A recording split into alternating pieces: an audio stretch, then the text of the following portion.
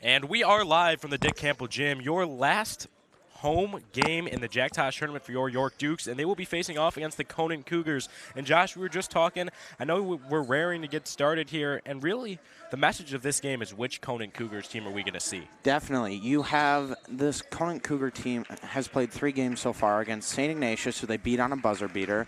Then they proceeded to only put up 18 points to a Lyons Township team that York was competitive with for 2 quarters. And then only 18 and got tripled up with a score of 55 allowed for Lyons Township.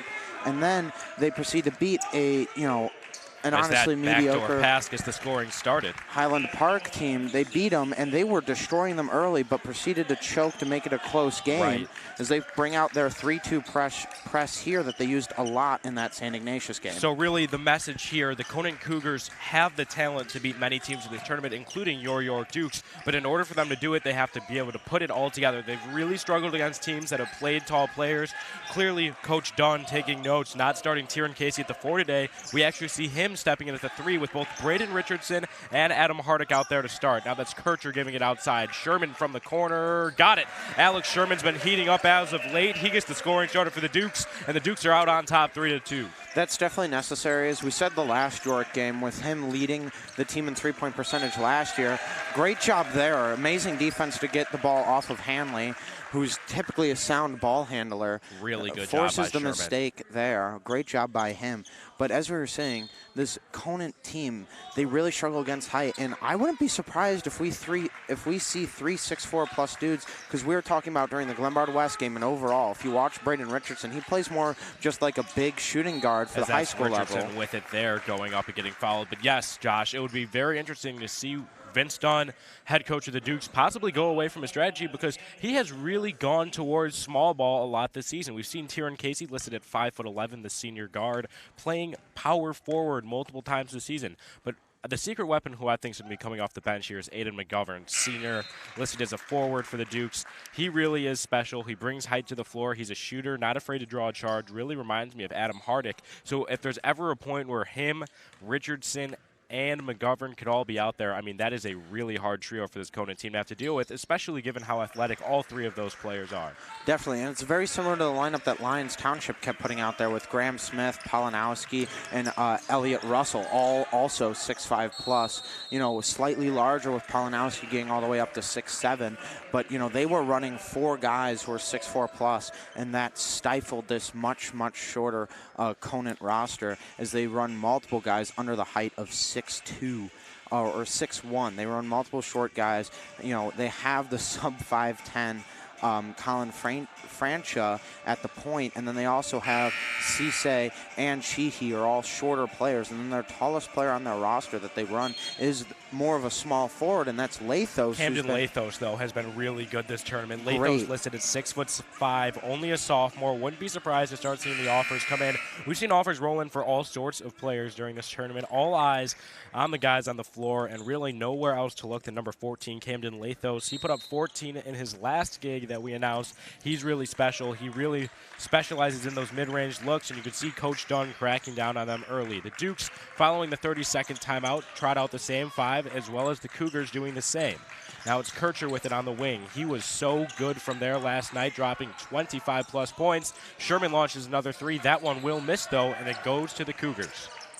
Well, it actually looks like Conant put Hanley to the bench, and in comes Shreyas Tulare, who is really, you know, a defensive spark. Did not play much. Is a great layup there by him through contact and double contested. As he became a defensive force in that Lyons Township game, as they were really stifled when he was out there. The 6'3" sophomore able to get it to go there. This Conant team having multiple sophomores on the floor, reminiscent of the Dukes when you see Braden Richardson and Chris Danko out there at the same time. But this time it'll be the senior Drew Kircher, opts to give it up to Tieran Casey, and now Casey resetting the offense up top. Great closeout there by Sheehy there to prevent a wide open, it looked like a wide open look for Kircher. And Coach Dunn has really liked what he's seen from Adam Hardick up top this tournament. Really one of the bigger guys who you see beyond the perimeter in the entirety of this Tosh tournament. He sets both on and off ball screens, and he has really been the facilitator of this Dukes offense alongside senior Drew Kircher. Now it's Hardick with it up top. Man of the hour gives it up to Tieran Casey. Casey trying to go to work. Just over 5 minutes now remaining in this first quarter. If you're just tuning in, it's your York Dukes on top 5-4 over the Conant Cougars. Looks like the Conant coach, that's going to be Matt Walsh, was really watching the film from the St. Francis game yesterday, even though the Dukes dominated St. Francis. 3 here. Lots of contact in the fade. No foul call on either side. The refs opt to let them play, and now it's Conant on the other end. Driving. This Conant offense loves to work fast. They will wait for the shot that they like, but they want to do so efficiently. Regardless, it leads to a turnover, and Kircher on the other end. He is absolutely money on those, and the Dukes are up by 3. Great defensive play there. But what I was saying was that St. Francis was really only competitive during that game whenever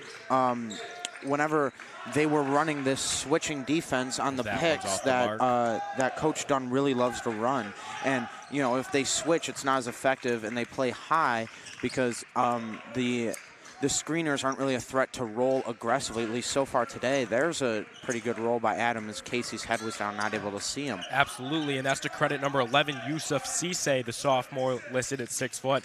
Conant currently with 3 sophomores on the floor, all of which making major impacts. And it's interesting to see Conant going with such a young lineup and a tournament so big. This team will be here for many years to come as Kircher's layup off the mark, but it is Hardick on the recovery.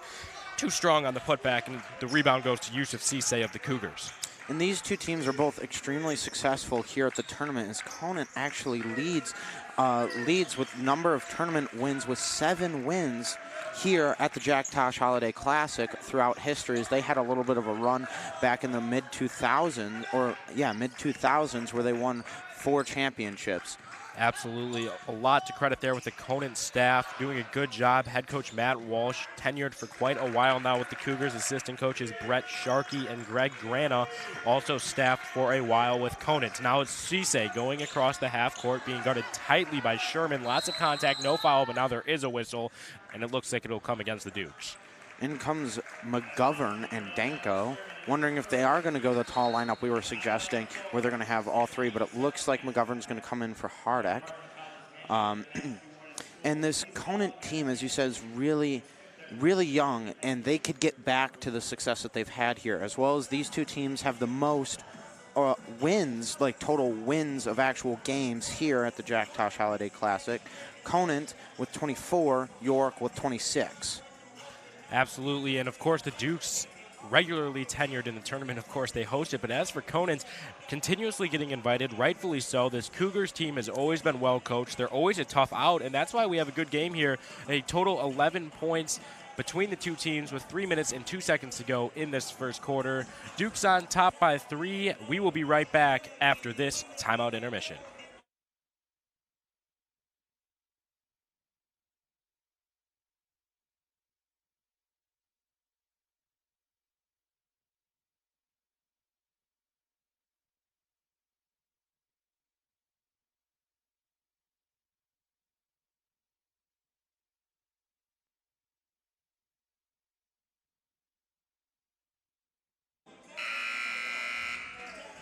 And we are back following that timeout break.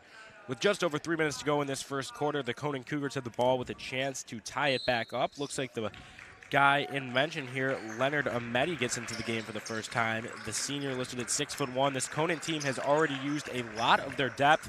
We see this all the time with this squad, getting guys in off the bench, giving the Dukes different looks and trying to make it as hard as possible for the opponent. As for the Dukes, they made some substitutions themselves. In comes A.J. Levine. In comes Aiden McGovern. That's Levine and McGovern there, the two guys we've mentioned, now trapping in the corner. They give it to Yuri. Yuri trying to go to work on Sherman. Sherman has had a good defensive outing. Cisse with it now. Giving to the corner. That's tight defense from Kircher on Lathos. Lathos gives back to Cisse. The offense is reset at the top of the key.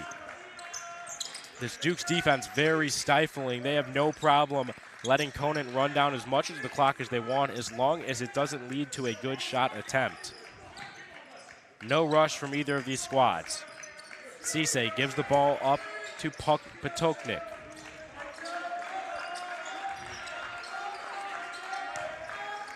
Potoknik has really been extremely effective off the bench for this Conant team.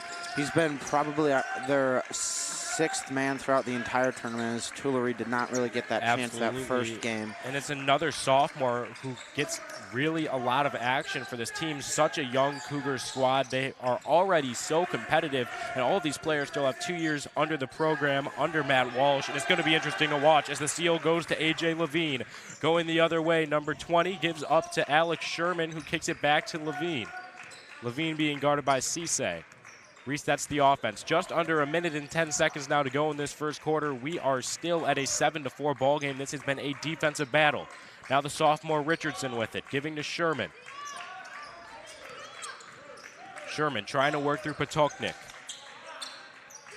Kircher wants the ball from McGovern, nearly a 5-second call, able to push the ball forward and not eventually lead to a turnover. Now it's Sherman on the baseline, almost able to finish, but it will be a charge. Alex Sherman quickly picks up his third foul in this one.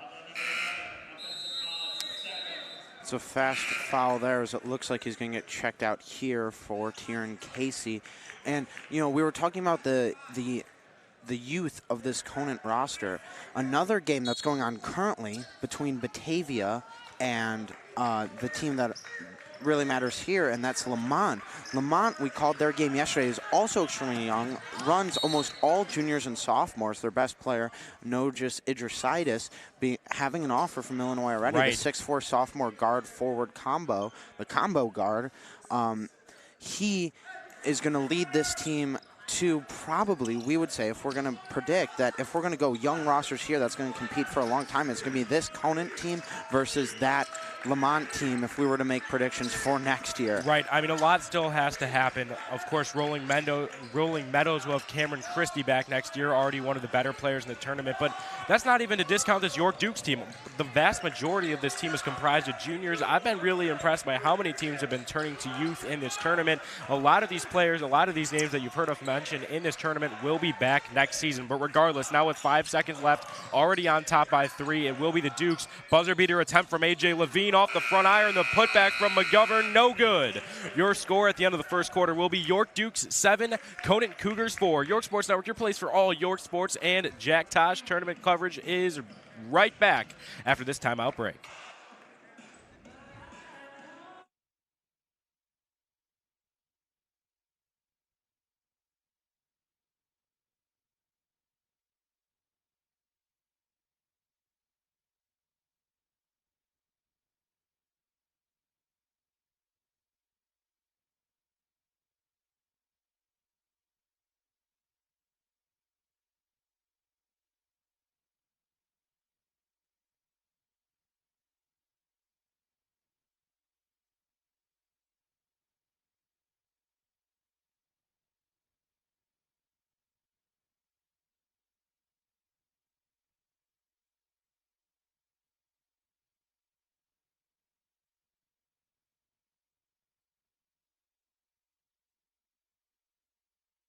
And we are back. The buzzer sounds. The second quarter getting ready to get underway. AJ Swatek, Joshua Melvin, the men in the booth. Dukes on top 7-4 as this second quarter is getting ready to be started. Looks like the Dukes will trot out AJ Levine, Adam Hardick, Aiden McGovern, Tieran Casey, and Chris Danko, the sophomore, trotted out there for the Dukes. As for the Cougars, more of the same as well. Looks like we see Colin Francia, Austin Potoknik,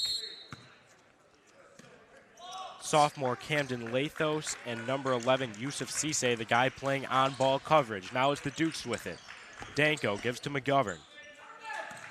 This Conant roster has really used man a lot, if not the entire time, as Sheehy picks up the foul there. The only time they shy away from their man, which was, as you mentioned earlier, they do sometimes go to their 3-2 pressing zone. And that's really effective against these teams, as they've, caused a lot of turnovers in the front court with that hard press coverage that they run. Absolutely. Now it's Hardick with it. This Dukes team led by Coach Dunn really making adjustments midway through the year. This offense loves their bigs on the outside. McGovern just off the mark, but the rebound goes to 5'11" Tieran Casey, who does a post move but throws it a little too hard off the glass. And the ball ends up with Colin Francia, the senior, listed at 5'9". Cisse going to work on Casey. Looks like Casey will be called for a reach-in foul. Number 5 will pick up his first foul, the team's fourth.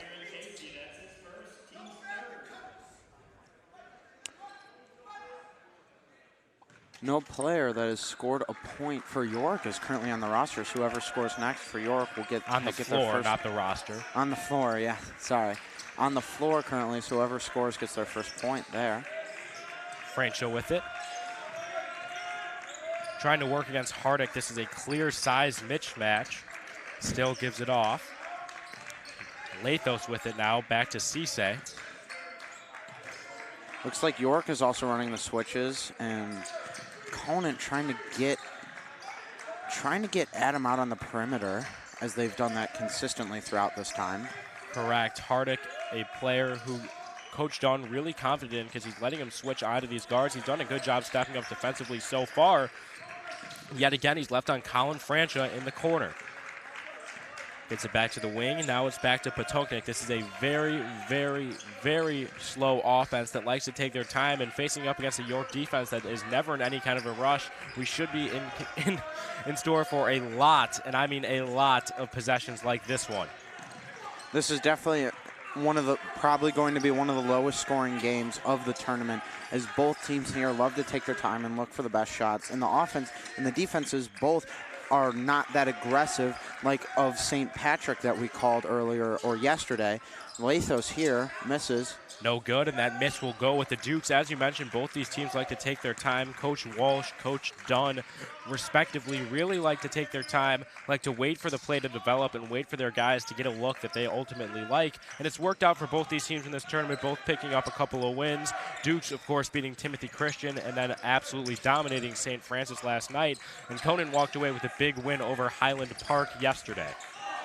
Now the inside give, wide open Aiden McGovern. I'll tell you, Adam Hardick, that is a great pass from the big man up top, facilitating the offense, and Aiden McGovern gets himself on the board, puts the Dukes lead up to 5. Love to see that. Typically you see when you see a bigger man run playmaking abilities, it's typically someone like Sam Ron, who is the lead playmaker, but then you have people like Adam Hardick and Tony Webb from Tinley Park were kind of fulcrums of their offense and passed it around, and we're looking for those baseline cuts and backdoor cuts to get the pass to the baseline for the easy layup, as he did there. Correct. You see Francha nearly turning it over, but he's able to get it up top, and it is in.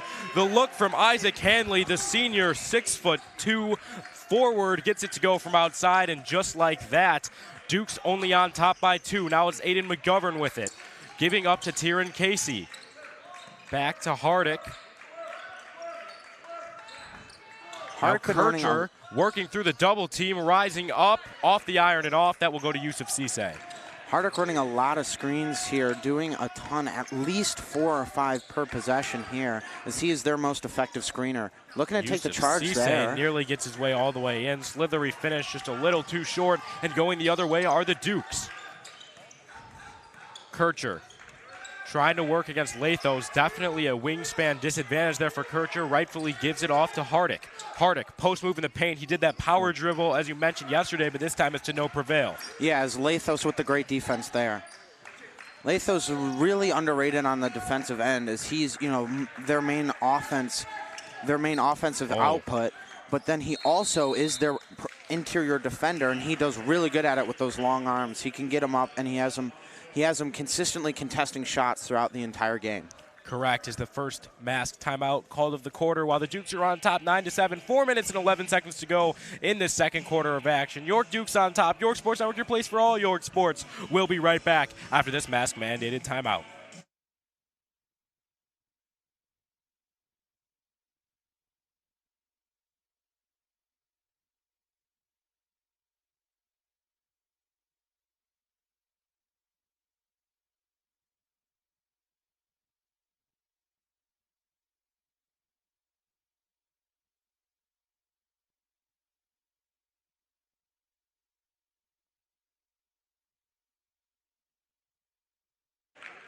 And as the mask-mandated timeout comes to a close, the Cougars will have possession, trailing by 2.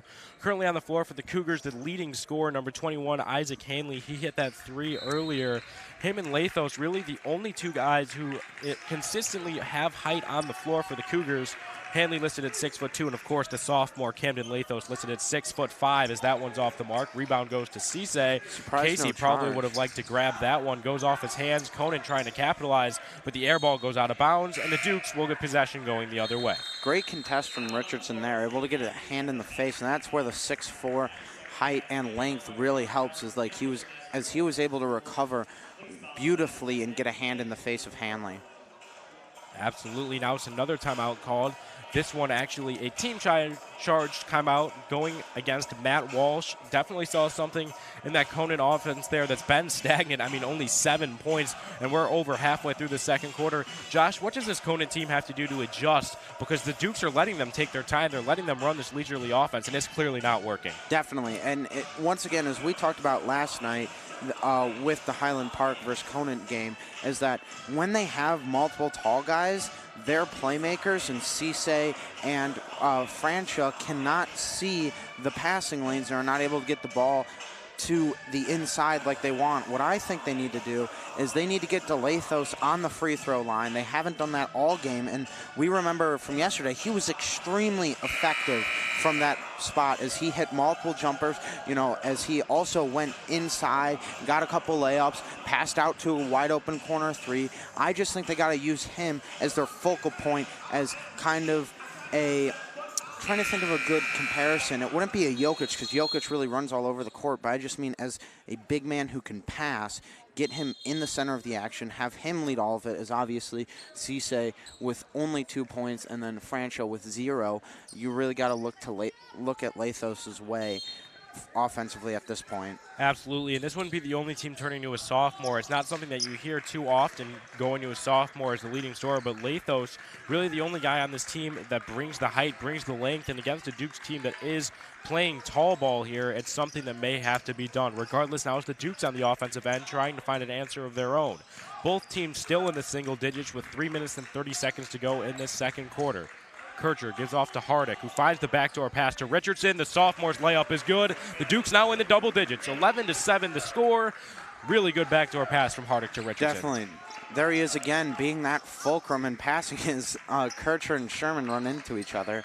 But he's just a great passer from the perimeter as a big, and is able to really find. That three is up and good. Isaac Hanley's heating up from there as Sherman had the tight coverage, but the senior listed at 6'2", able to rise above Alex Sherman and really just finish that three in his face, and now it's down to a 1-point York Dukes lead. Sherman with it on the other end, gets the screen from Hardick. Kircher from the corner. Working from a Richardson screen now. This Dukes team running lots of on and off ball screens, trying to generate momentum. It works there. Tyron Casey, number 5, able to get up and in for 2. I think one thing York has to attack is their speed advantage. They seem way faster than this Conant roster. Whoever they have out there, they seem like they're able to beat them on the backdoor cuts every single time, no matter who's guarding them. And I think they need to really take advantage of that and run more full speed sprinting cuts, because that's worked multiple times in a row here. Right, and this is a very laterally quick Dukes team. I mean, it's shown through Drew Kircher and Tyron Casey, mainly, of course, is that one from Hanley finally off the mark. But this entire team is quick. Braden Richardson moves extremely well for his height. Alex Sherman is underratedly quick, and Adam Hardick really could hang with the best of them for his height and size as he gives it up to Kircher outside. Kircher heating up, picking up where he left off from last night. He's up to 5 on the outing, and the Dukes are now up by 6. As Hanley takes over on the offensive end, he's really been the main focal point for this Conant Cougars team thus far. Michael Sheehy, first time we said his name, checks into the game for the Cougars, gets it cross court to Francia, whose shot is just off the mark. Richardson with the rebound, and with 1 minute and 30 seconds to go, the Dukes have possession, up by 6. Kircher wanted the mid-range jumper, opts to hold otherwise, gives to Hardick up top. Hardick nearly gets called for the 5-second, but regardless gets it to Sherman, and Sherman with the slithery finish. Really good around the rim as Alex Sherman, the junior, gets it to go and gets the Dukes up by 8. Guess what? Once again, another backdoor cut that was found by Adam, using his height to see over the defense and throw a pass from way above his head. That's probably around 7 feet where he's letting go of that ball. So that's allowing, that's throwing it over this shorter Conant roster. Absolutely. I mean, Adam Hardick has done a really good job facilitating the offense. It's not too often you see a center be a focal point of an offense from beyond the arc, but today that has been the story of the Dukes. Adam Hardick stepping into his role and doing so very well. Heading into the season, there was question marks with Nick Hesh tearing his ACL. Who was going to step up? Who was going to be the big man playing beyond the perimeter, taking Nick Hesh's role? And Adam Hardick has stepped into the role, and he's done so extremely well. He's been really good, been a good energy point, as whenever he does something really good, he gets super hyped and excited. You know, whether it's taking a charge, getting a hustle play, one of the better hustle big men we've seen this entire tournament. Absolutely. As for the first time tonight, though, the Dukes do opt to go small ball with both McGovern and Hardick on the bench. Tallest guy out there will be sophomore Braden Richardson. Indoor pass, not able to get it, and now with 50 seconds remaining, Tieran Casey and company heading the other way. Really good heads-up play on the defensive end there. Braden Richardson able to close out from behind, poke the ball out, and get the Dukes possession. We'll see if they're able to capitalize on this end. Coach Dunn, with the 8-point lead and not much time left, is looking to see if he can run this small ball lineup that he typically likes to run, or is he going to have to continue with the two tall? And it looks like the right move may have been keeping Adam Hardick out there. That offense looked much more stagnant without the tall guy on the perimeter. We know height has been Conant's kryptonite, and now going to small ball, Conant has a chance to chip into this lead of the York Dukes. Now 10 seconds remaining. Barely getting the pass to Sheehy. Levine wants the foul, doesn't get it, but is poked away by Sherman. 5 seconds remaining. Sherman finishes at the rim, got it. And at halftime, the Dukes will head into half with a 20-10 lead. The Dukes on top by 10, and you know, it wouldn't matter what the score is. The fact that they have held this Conant team to 10 points is really rather spectacular, Josh. Definitely. When they don't have the extreme height that Lyons Township was able to put out there, it's even more impressive that they've been able to do this with smaller guys. Absolutely. So far, it's been nothing but York Dukes in this first half. We'll get back to you in the second half of action. York Sports Network, your place for all Jack, Tosh, and York sports coverage alike. AJ Swiatek, Joshua Melvin on the call. We'll be right back after this halftime intermission.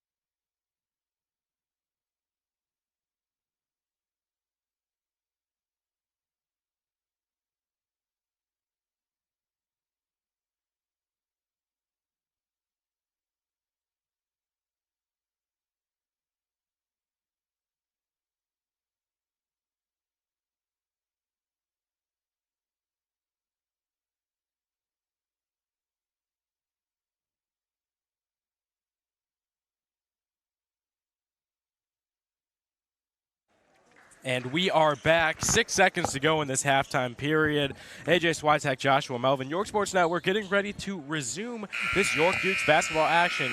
And Josh, both teams surely making plenty of adjustments at a halftime with only a combined 30 points on the board, only 10 from Conant. Really stagnant offense so far. What did Matt Walsh draw up at halftime? What had to be done for this Conant team to get some points on the board coming out of half and ultimately shift the momentum? Well, as we said going into it, that one's good. There you go. The fast-paced offense, changing their strategy. Maybe that's what it was, changing the pace as Isaac Hanley's able to get that one to go. Leading scorer for them today, 9 points, 3 threes for him. I still think Lathos needs to get involved with 0 points so far. Great defense being done by either big that's been out there, whether it's been McGovern, Richardson, or Hardick. Absolutely. I would agree with you, Josh. Get Lathos involved any way possible. The sophomore's been a star for them this tournament, but really quiet tonight versus the Dukes as that defensive rebound goes to Hanley, and he's certainly been the Conant MVP thus far. For sure, this game, definitely. There's another steal there. As right in front of Casey us. decides to save our thousands of dollars of technology there. Thank you, Tyron Casey, for making sure we don't get any damaged equipment. Now Great it's job by Yusuf him. Cisse going to work on offense against Casey. Colin Francho with it. Give to Sheehy. In this case, I really want the guards or whoever's handling the ball off these screens, whether it's Casey, Sherman, or Kircher, they haven't really been looking up all that much.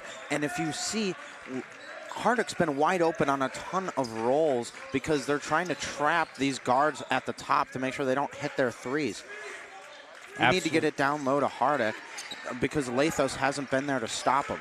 The only problem with the current lineup being that Hardick likes to play on the perimeter. That mid-range jumper off the mark from Lathos, they tried to get him involved, but he couldn't get it to go, and now it's Kircher and company going the other way. Duke's on top by 7. 6:22 to go in this quarter of action.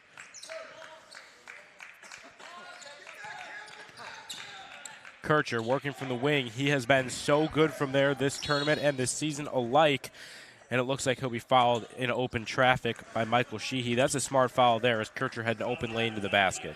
Definitely want to make Kircher work for those points after, or he's not going to get a shot because it was on the floor foul, but you don't want him to get that wide open of a shot. Now Richardson gets it into Hardick.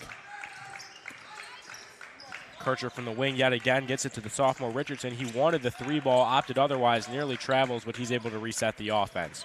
Alex Sherman, the Duke's leading scorer, gets inside and gets it back out, resetting the offense yet again. This Duke's offense still choosing the leisurely pace, taking their time, generating open looks. This one's Tyron Casey, and this one is cash. Tyron Casey, the senior, gets the 3 to go. He's up to 5 on the night, and the Dukes are back up by 10. Cisse looking for an answer on the other end. He'll push the pace. This Conant team clearly coming out of halftime with a different strategy as Francho puts it up, air balls, and the rebound goes directly to Adam Hardick. This Duke's offense much more spread out as Kircher really carried them heavy in the last St. Francis game. I mean, he was hot. It wasn't not a slight against any of the Duke's players as they were all playing well. Obviously with almost doubling up St. Francis. They really had a great game last night, but Kircher especially going off. But today, the scoring much more spread out as 5 for Kircher, 5 for Casey, 7 for Sherman, and 4 for Richardson. And that's what makes this Dukes team so good. They have so many players who can go off on any given night. As you mentioned, last night, certainly Kircher's night, returning from his illness, came in and scored over half of the Dukes' points, had a career night that was number 3. As you see, the foul call here looks like it's coming against Yusuf Cisse. No, that was looks like it's against Sheehy. It was an off-ball foul. It's already his 3rd. He'll come out of the game alongside Francha. New faces for the Cougars come in, including number 5, Leonard Ahmedi. Oh, the inside feed from Hardick. Tried to split it in there, try to go back to his quarterbacking days, if you will, but that one no good. Well over the head of his intended target, Braden Richardson. Yusuf Cisse giving up to the open guy on the wing. That is Potoknik. Open 3-ball, no, off the front of the iron. Able to get his own rebound on the shooter's bounce, and that time it will also be off the mark. Yet another offensive rebound goes to the Cougars, putting it up, getting fouled. Your guy Camden Lathos will go to the line for the chance to get his first points on the night. Definitely not the best night for him today. or best afternoon for him today, as he has yet to be on the scoreboard, as you said. Possibility to get his first points here. Quite late in the game for that. And he does just that. Lathos cuts it back to a single-digit Dukes lead. Dukes now on top by 9. Lathos has one more shot at the line. Cisse on that early on that possession, showing off his athleticism, able to outrun Alex Sherman, who's no unathletic scrub himself. As Lathos gets that one to go, now Duke's lead dwindling to 8. Kircher working from the wing, giving to Hardick inside. Hardick opts not to shoot it, now does his power dribble. You know he's going up when that happens, and it's good. Adam Hardick backs his guy down, gets the ball in the rim, and he gets his first 2 points on the outing. Duke's back on top by 10. So the Dukes looking to make some transitional subs here. You see both Chris Danko and AJ Levine looking to sub into the game. Those two really do sub into the game a lot together, as that 3 ball is up and off the mark, but it goes off the head of Braden Richardson, who allows an offensive rebound for the Cougars. Going the other way, Tyron Casey, though, the defensive star, thuds hard on the floor. He'll go to the line and shoot 2 following that transitional foul. This Dukes defense has really been aggressive, as Kircher had 4 steals in the first half, as well as Sherman and Richardson each had a steal for 6. I think that is the Dukes' second steal of the second half, bringing them up to 8 so far. That sends Tyron Casey to the line to shoot 2. Looks like McGovern will also come in after this first shot. Casey gets his first one, and that will prompt subs for both teams. For the Conant Cougars, number 13, not listed on the roster, checking into the game. As for the Dukes, McGovern, Hardick, Casey, Levine, and Danko, the guys out there, with Kircher, of course, running the point. Dukes now on top by 12.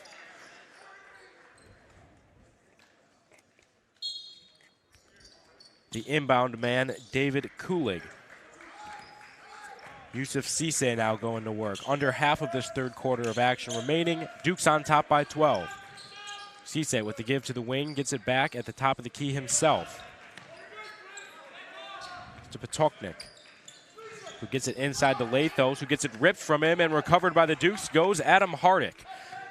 Kircher clearly opting to slow it down here. Dukes already on top by 12. Had a chance for a transitional play there. Looks like the Dukes may have had an odd man rush, but Kircher opts to slow it down, and McGovern clearly frustrated as the referee was in the passing lane there. Regardless, Dukes turn it over, and following this mask-mandated timeout, it will be Cougars basketball. Yes, as the Cougars, or specifically Lathos, we've been talking about him a lot today. It looks like Coach Dunn really did his research on Lathos and saw that he was, whenever Conant was winning, it was through Lathos, and they've been determined to shut him down as they have, as he only has 2 points, and neither of them being a bucket, as they both came during a stoppage and play with free throws. So this team has done well with trapping Lathos in their last defensive possession. They were able to steal the ball from him.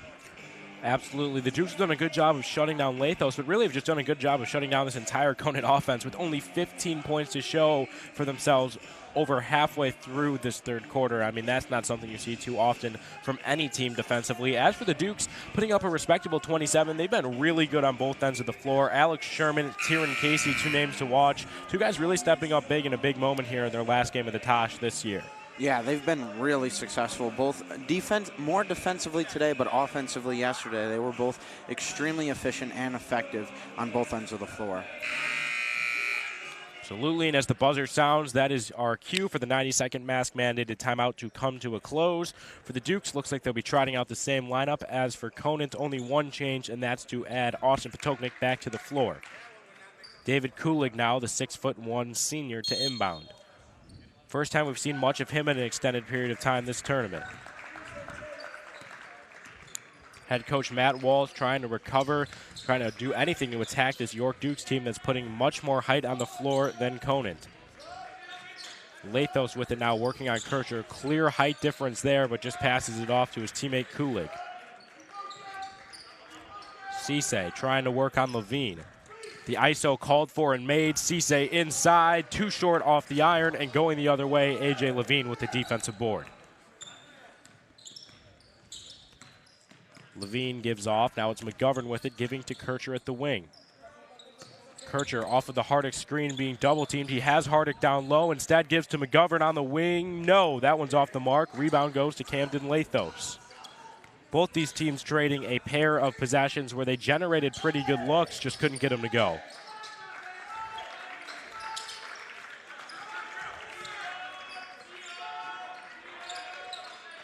When I saw AJ Levine and Danko coming in for substitutions, I was nervous that Dunn was going to go back to the small lineup, as he brought in McGovern, so we keep two tall players out there on the floor. Absolutely. Coach Dunn making a point to stay taller than this Conant squad that has struggled traditionally against height. So now it looks like a timeout will be called on the floor. That will be a 30-second timeout charged against Matt Walsh and the Cougars. And with that timeout, we'll take a little break of our own. AJ Switek, Joshua Melvin, York Sports Network, your place for all York sports and Jack Tosh coverage. We'll be right back after this 30-second timeout.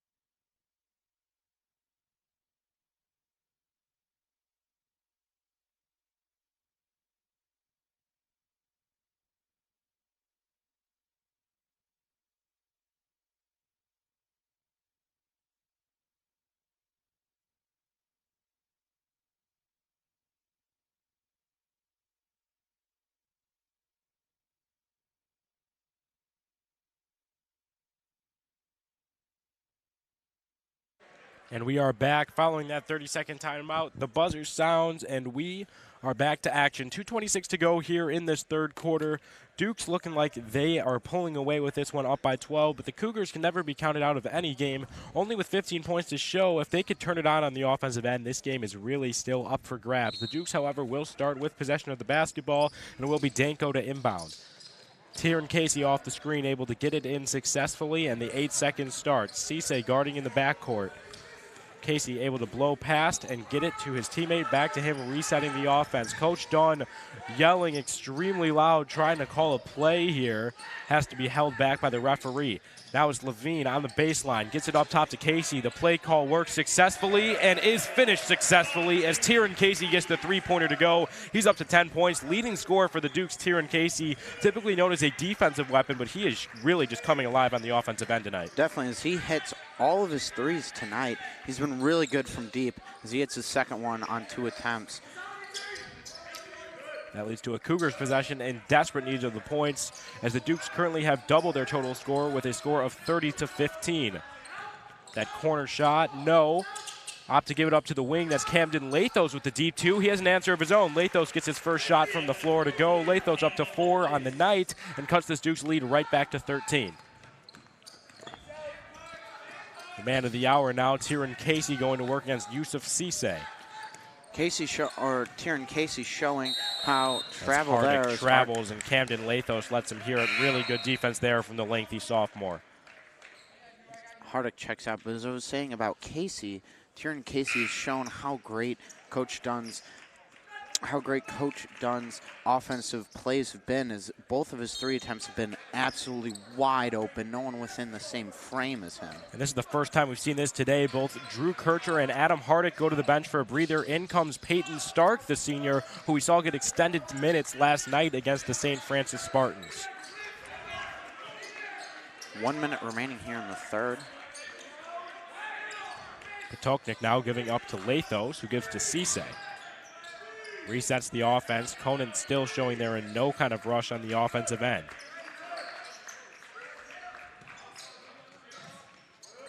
Nearly being called for the 5-second, but able to get it off to Kulig is Sheehy. Great pass there to wrap it around Stark. Offense yet again reset. We're now under 30 seconds remaining in this third quarter of action.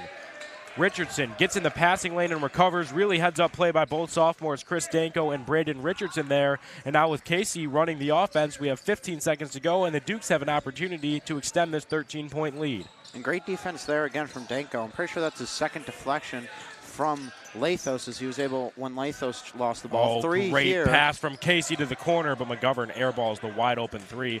Really good heads-up play by Casey, and now with 0.2 seconds remaining on the clock, the Dukes will have a chance for some magic. You could see head coach of the Conant Cougars, Matt Walsh, really verbally vocal there, not too excited with what he saw. He thought Tyron Casey had a 5-second call beyond the volleyball line. It was close. The ref had his arm going to the side, definitely 4 times, and in the middle of the 5th, Casey was able to progress the basketball. Now with 0.2 seconds, we'll see what kind of magic Coach Dunn wants to call up. This will be a tough one. It's a tip-in for Richardson called, and that is blocked as Richardson takes a breather for himself. Looks like he may have done something to his hand there, but no, he'll trot off gingerly. All is well, it appears. Duke's on top by 13 at the end of the 3rd quarter. York Sports Network, your place for all York sports. We'll be right back at the start of the 4th quarter.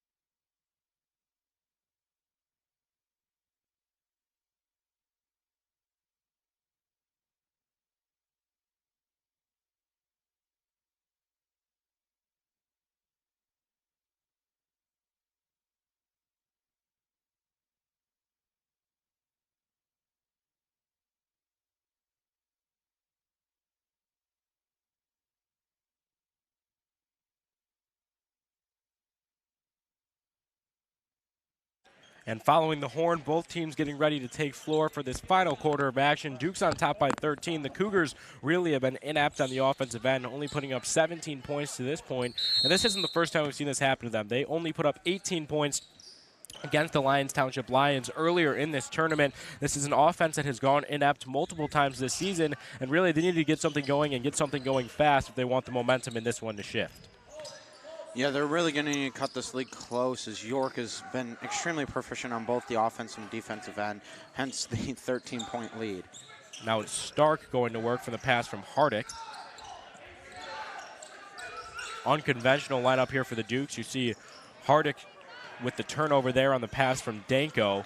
Hardick out there with Danko, Richardson, Stark, and Kircher. Not a lineup you see too often, as Hanley left open there, but he misses both of his open looks, and Richardson now gives to Stark. They'll go the other way.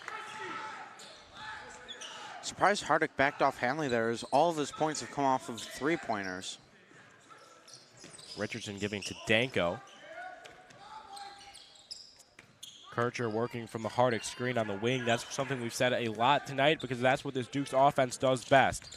Kircher trying to generate an open look, but really good defense from the lengthy Lathos makes it hard for Kircher. Looks like they're trying to do that. More of just a switch, just trying to get the taller players on Kircher so he can't rise over them and score. Absolutely. I was just going to mention that. Really good adjustment from Matt Walsh here in the second half defensively. He's keeping height on Drew Kircher, making it hard for him to get those mid-range jumper shots that he loves, and now Coach Dunn forced to call a timeout for the Dukes to try to make an adjustment of his own. With 6:34 to go in this 4th quarter, York Sports Network, AJ Swiatek, Joshua Melvin will take a timeout of our own. We will be right back after this break.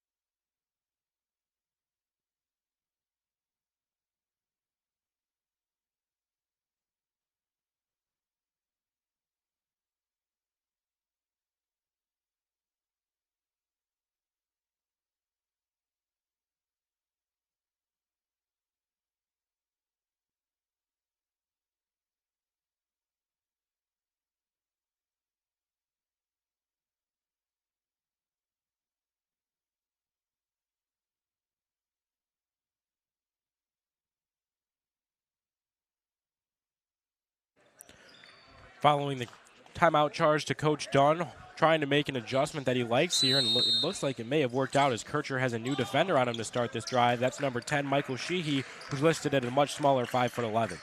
First time we've seen Alex Sherman in for a while. Sherman really hot in the first half. We were both talking about him at halftime. He's really come into his own into this game, having a bit of a cold year from beyond the arc, but certainly not in this tournament, as he has really turned it around and been a focal point for this Dukes team.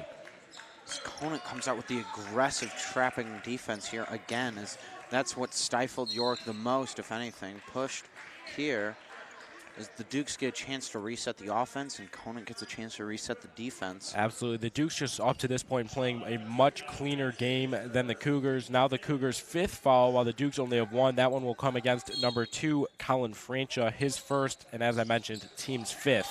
Now the reset offense up top, that could have been stolen if Lathos was able to turn his head around, but instead played the man, not the ball. Richardson able to reset the offense. Now with under 6 minutes to go, Dukes on top by 13. This Cougars team will really need to get something going both offensively and defensively if they want to come back, and that's not how you get that started. That was way too easy for Drew Kircher, who's up to 7 points on the outing. That's the only issue with having Lathos guard Kircher, is that when Lathos is inside the three-point line, he's really able to be effective. That's a really good backdoor feed. Not something we've seen too much from the Cougars, but that was a nice backdoor pass.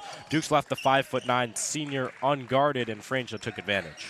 And as I was saying with Kircher, is that Lathos can be effective with his length and staying in front. Another tipped there allows him to go back court, but Lathos can be affected inside the three-point line, but does not have the athleticism to stick with Kircher outside of it, as he was able to get around Lathos there.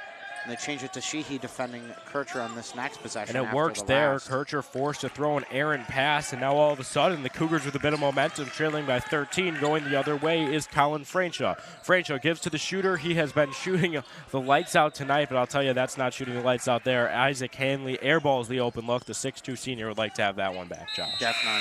As he had all of his 9 points off of threes. Comes out here for Shareas Tuilery. And Tuilery going to hopefully bring in, keep the defensive intensity that Hanley has out there on the floor. Now the Dukes with a designed inbound play. See if they're able to capitalize. They are not. Sherman just throws that ball out of bounds. We'll see if it was tipped. Looks like it. It was. Dukes now, no, it was not. It'll be Cougars basketball as Sherman just merely threw that one out of bounds. Now Cisse on the inbound, following the mistake from Sherman. Makes a mistake of his own. It will stay with the Cougars. Kircher thought that Francha touched that one last. He would have had an opportunity to save it, but he clearly didn't think he had to. Unfortunately, we don't have the replay technology at hand to be able to watch that one back. But for all of you viewers, you do. You could skip back and see what kind of angle you have on that one. Kircher still verbally frustrated, gets himself back in the mindset, and now the Cougars reset their offense. Francha being guarded by Kircher. The ball ends up in Sheehy's hand on the wing.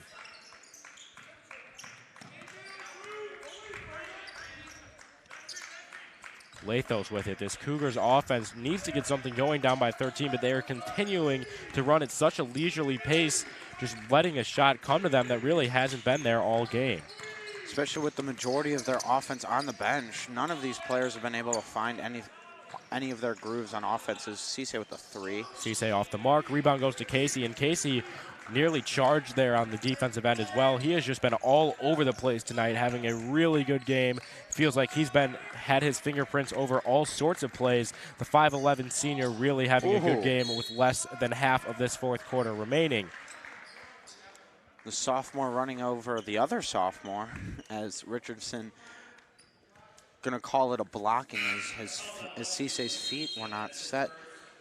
What a laydown pass there from Kircher, jumping up, acting like he's going to shoot it, and then throwing it down for a bounce pass right in. Perfect pass there into the chest of Richardson, but the blocking foul will allow for 2 shots. And that's where the seniority comes into play. That's not a play that you see too many people having the awareness to make. But Kircher there, really aware, makes a good play, jumps, throws the bounce pass, gets it inside, and ultimately draws the foul. But following this timeout that Coach Dunn called to get his guys back in check with less than 4 minutes to go in this fourth quarter, we'll take a timeout of our own. York Sports Network, AJ Swatek, Joshua Melvin on the call. We'll be right back in about 30 seconds.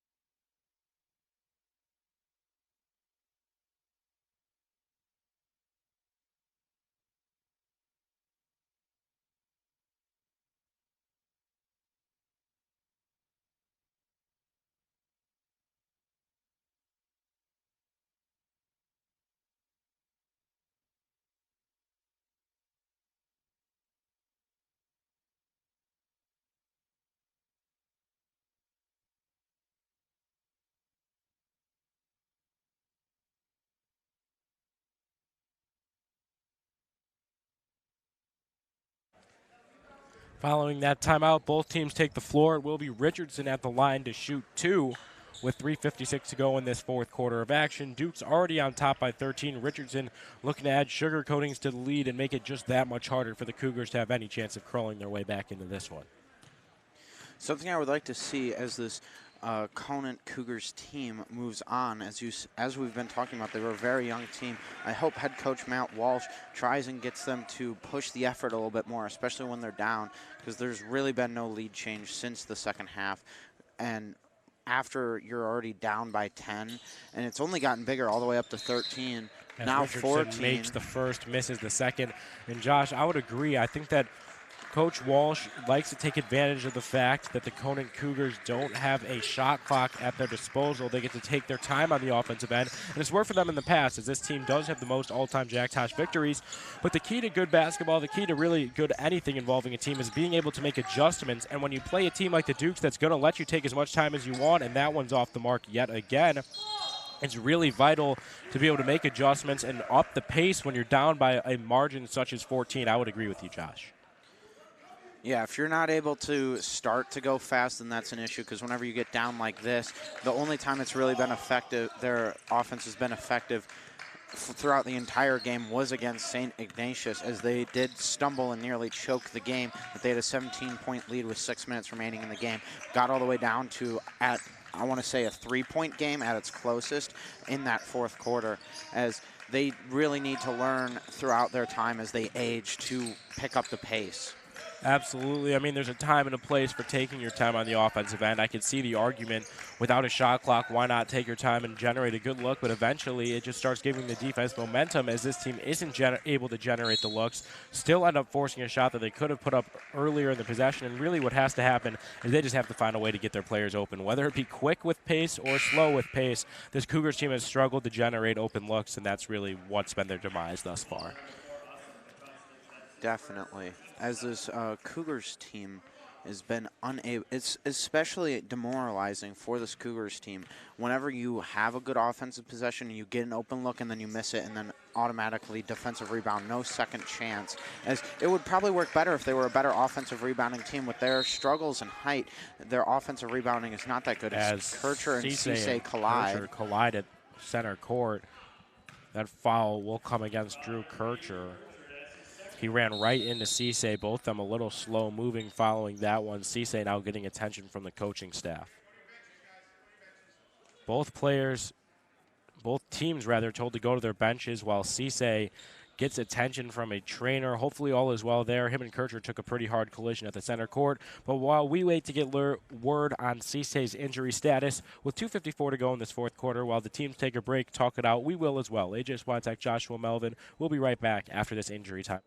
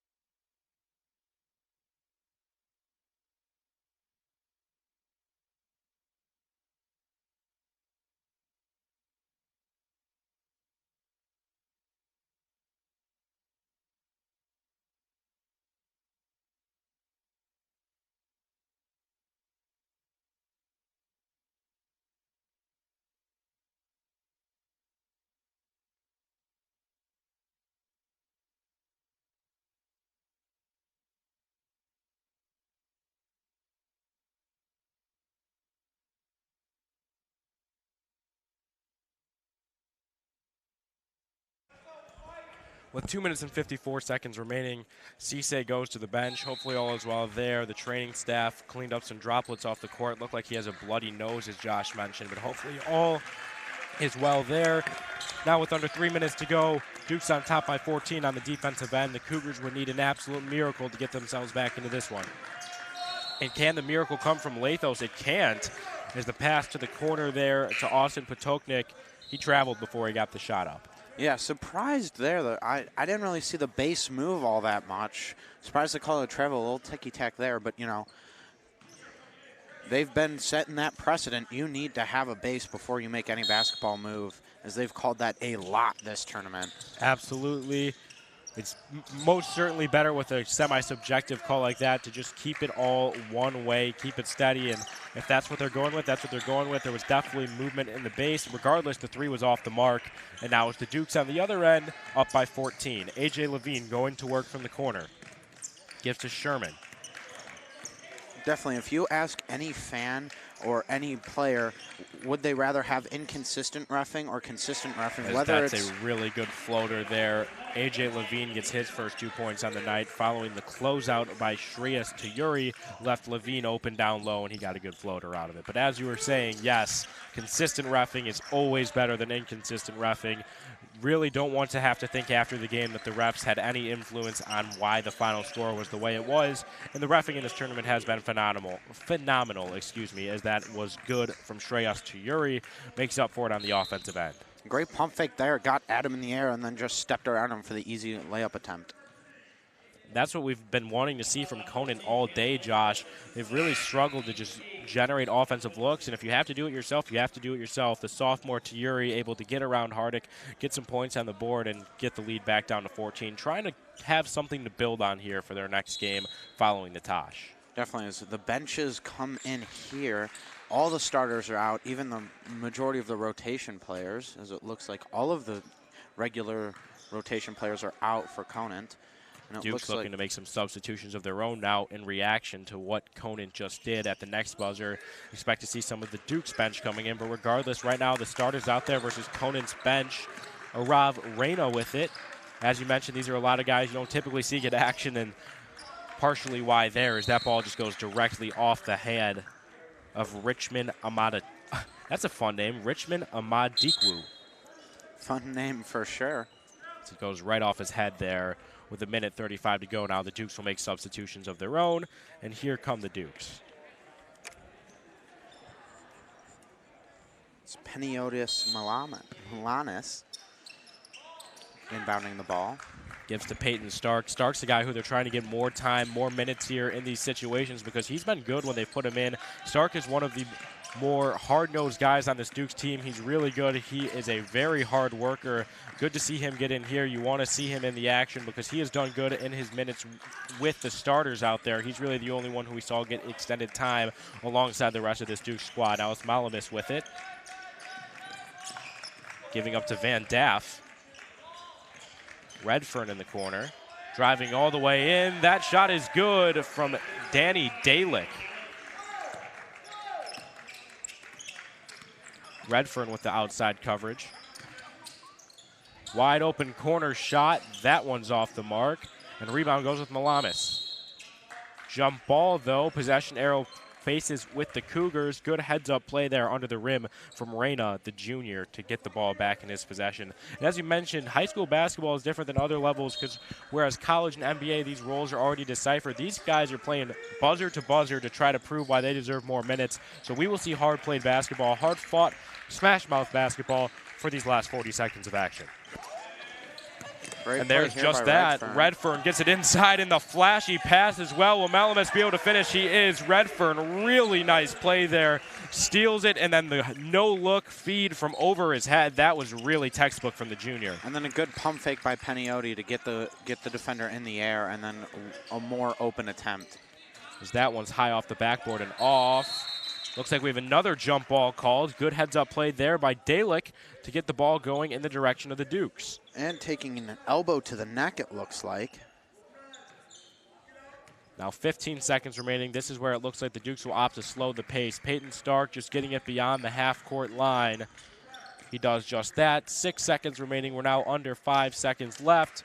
Gives it to Simon Redfern to dribble out. The Dukes walk away with the win. 39-21. Your York Dukes walk away with the victory. AJ Swiatek, Joshua Melvin on the call. It's been really fun broadcasting all of these games with you so far, Josh.